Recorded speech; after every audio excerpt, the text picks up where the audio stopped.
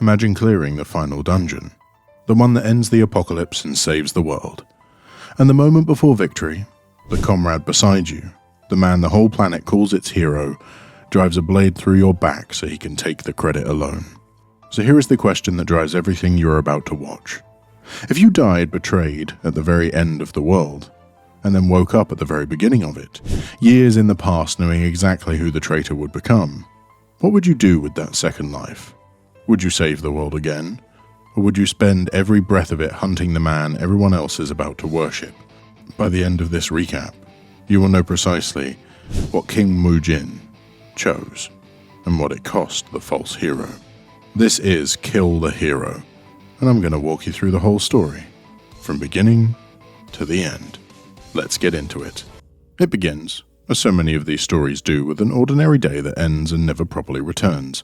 One morning the world simply changes its rules, tears open in the middle of cities, gateways the survivors will come to call dungeons, and out of them pour monsters that do not belong to any natural order. And alongside the monsters comes a stranger gift. Certain people awaken as players. They receive what the story calls the authority of the gods, a power handed down from unseen sponsors high above the human plane, granting strength, skills, and a status window only the chosen can see. Reality, overnight, has been rewritten into something that looks horribly like a game, and humanity is no longer the author of it. We are merely the pieces. Kim Woo-jin is one of those players, and in the first life, the life this story opens at the very end of, he is one of the best the world has ever produced. A swordsman of terrifying discipline, he stands among the elite of the Messiah Guild, the most celebrated guild on Earth, the one humanity has pinned its survival upon. For years they have fought through the dungeons, climbing toward the single hardest gate of all, the final dungeon, the one whose clearing will sever the system at its root and give the world back to the living. And they reach it. Woo-jin and his comrades stand at the threshold of the ending the apocalypse, all but beaten salvation a single battle away. That is the moment the guildmaster chooses to strike. His name is Lee Se-jun. To the world he is the hero, capital H, the face on every broadcast, the savior humanity prays for, the leader of the Messiah Guild whose name is spoken like a benediction. But the man behind that radiant public mask wants something the role of savior cannot give him while others share the glory. He wants the dungeons for himself. He wants the worship undiluted. He wants to be the only name history remembers when the world is saved, and the comrades who fought beside him are, to that ambition, merely witnesses who must not survive to tell a different version. So at the edge of victory, Lee Se-jun turns on his own, and Kim Woo-jin, loyal, unsuspecting, a hair's breadth from the end of the war, is cut down by the hand he trusted most. He dies on the floor of the final dungeon, betrayed not by a monster, but by the hero of mankind. Now remember that wound. Everything that follows is built on it. But death in this story is not the end of the sentence. It is a comma. Kim Woo-jin opens his eyes, and the world is whole. The cities are intact. The dungeons have only just begun to appear, and he is young again, standing at the very dawn of the apocalypse on the day he first awakened as a player. He has been returned, body and memory, to the beginning of everything. Years before the betrayal, years before the final dungeon, and years before Lee Se-jun ever became a hero. This is the engine of the genre, and Kill the Hero runs it with cold precision. The Regressor, a man sent back through time carrying the complete knowledge of a future no one else has lived. Woo-jin knows where every dungeon will open and when. He knows which monsters lurk behind which gates, and how each of them dies.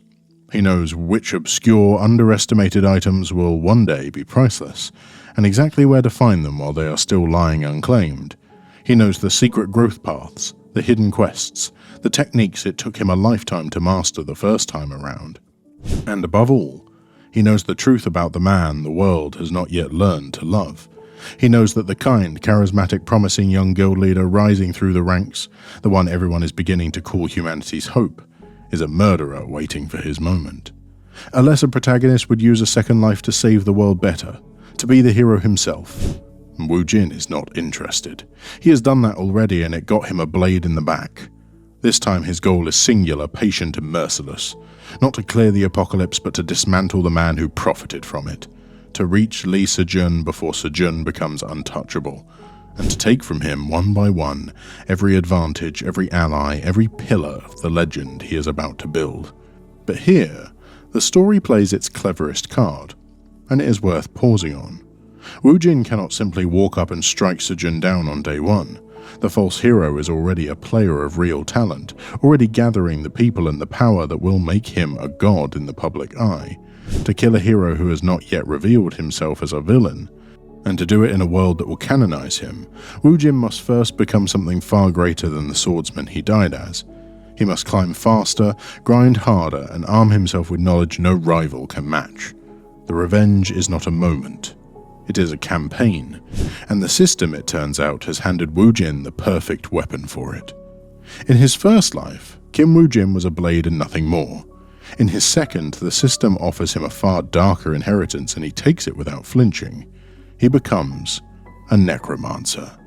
Not in place of the swordsman, alongside it.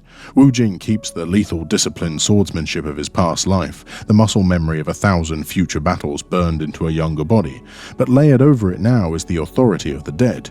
He learns to kill and then to raise what he has killed, skeletal servants, soldiers of bone, bound to his will and marching at his command. And his version of the power carries a detail that turns it from a gimmick into a spine of the whole story. When Woo-jin slays a worthy enemy and raises them as a servant, that servant doesn't rise empty. It rises carrying his knowledge, the memories, the experience, and above all the techniques of his own past life. His undead are not mindless, they are extensions of him, each one a vessel into which he can pour the swordsmanship and the future knowledge he alone possesses. He fights in effect as an army of himself, every soldier sharing the edge that took 2 lifetimes to forge. So the campaign begins in earnest, and it is a thing of patient, ruthless beauty to watch. Woo-jin moves through the early apocalypse like a man reading from a script only he has seen. He clears dungeons years before anyone else dares enter them, harvesting their rewards while they are still thought impossible. He retrieves legendary items from the corpses of the future, relics destined to fall into the wrong hands, and claims them first. He intervenes at the precise moments where the timeline can be bent, recruiting the people Sejun was meant to recruit, and denying the false hero the allies and resources that built his legend the first time around. Every move is a double edge. With one hand, Woo-jin grows his own strength. With the other, he quietly strips the future from the man he intends to destroy. He saves people Sejun would have used and discarded. He turns rivals into allies, and the worthy dead into soldiers. And he does all of it without ever announcing himself as anyone's savior, because the moment the world has a hero to love, that hero will be Sejun, and Woo-jin has no intention of letting the lie take root a second time. It is here that the title sheds its bluntness and reveals its real meaning. Kill the Hero is not a man stalking another man with a knife. It is a campaign to deconstruct a legend before it is built, to reach into the foundations of a myth and pull them out one by one so that when the reckoning finally comes, the hero everyone worshipped has nothing left to stand on. But the grind is not why this story holds you. Watch what happens as the two men's paths begin inevitably to cross. Because Lee Se-jun does not stay ignorant forever. As Woo-jin rises, a swordsman necromancer of impossible competence, always one step ahead, always present at the dungeon that matters, he becomes a name, an anomaly, a player who seems to know things he has no business knowing, who reaches treasures before they are discovered and defeats threats before they are understood. And the false hero, climbing his own ladder toward worship, begins to feel a shadow at his back that should not exist. What makes this stretch of the story so satisfying is the asymmetry of knowledge. Se-jun is a brilliant, charismatic manipulator who has the whole world fooled. But he does not know that Woo-jin knows. He does not know that he has already murdered this man once. He does not know that every plan he hatches has already been lived through, catalogued and counted in advance. To the public, Se-jun is the radiant hero, and Woo-jin is the cold, secretive outsider who keeps appearing at the edges of disaster. To us, the audience, the truth is inverted entirely, and watching the worshipped hero slowly realize that he is the prey, not the predator, is the engine that drives the back half of the series. The factions sharpen around them, the Messiah Guild, Se-jun's instrument, the most powerful guild on Earth and the throne from which he intends to rule stands as the great obstacle, an organization built to elevate one man into a god. Around Woo-jin, by contrast, gathers something quieter and more genuine: the people he has saved, the allies he has earned by being right when no one else could be, the comrades who came to him not because he was famous but because he was the one who actually kept them alive. He is assembling, piece by piece, the human counterweight to a manufactured legend. And above all of it loom the sponsors, the gods whose authority made the players in the first place. The apocalypse was never a random catastrophe. It is a contest run from above, and the so-called heroes are the favoured pieces of unseen powers who care nothing for the human dying in the streets below.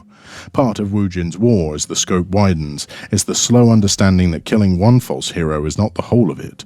That Sejun is a symptom of a rigged game, and that to truly free the world he must aim past the man and at the machine that made him. The revenge that began as one wound, one traitor, becomes a campaign against the entire corrupt architecture of the system itself. The collisions escalate. Plans Woo-jin laid lifetimes ago snap shut on schemes Sejun thought were secret. Allies the false hero counted on are already standing on the other side. Powers Sejun believed unique to himself are matched, then exceeded, by a man raising the dead and wielding a future no one else remembers. Step by step, the legend is hollowed out, until the hero the world worships is left at last, with nowhere to hide and no one left to deceive. So the two men converge on the confrontation the whole story has been building toward, and the title finally comes due. By the time Woo-jin and Lee Se-jun stand opposite one another for the reckoning, everything has reversed from the first betrayal. In Life 1, Woo-jin was the loyal subordinate cut down at the moment of triumph. In Life 2, he is the one who has done the planning, the one who has stripped away every advantage, the one who holds the truth in his hand like a verdict. The false hero, robbed of the allies and the legend that once made him untouchable, is forced at last to face the comrade he murdered. Except this comrade has come back stronger, deadlier, and armed with the one thing Se-jun could never take: the knowledge of exactly what he is. And Kill the Hero is honest about what this kind of revenge actually is. It does not pretend the campaign leaves Woo-jin untouched. He spends a second life not building something for himself, but dismantling something for another man's sake, pouring every advantage of his return into the destruction of a single target. It is cold, deliberate, and at times lonely work. But the story never loses sight of why it matters.